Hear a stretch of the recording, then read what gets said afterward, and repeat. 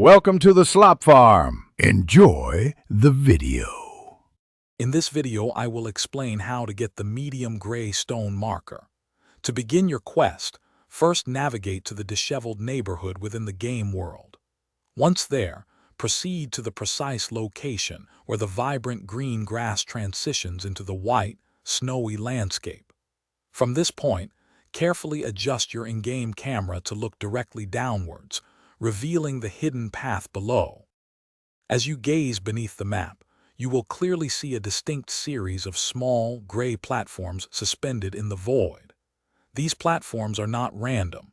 They form a secret pathway that guides you deeper below the primary game area. This unique arrangement of floating blocks signifies the very beginning of the challenging obstacle course you must conquer. Your next step involves meticulously navigating the obstacle course by jumping with care from one gray platform to another. This journey requires steady hands and precise timing to avoid falling. Fortunately, the game provides a helpful checkpoint approximately halfway through the course, allowing you to restart from that point if you happen to miss a jump.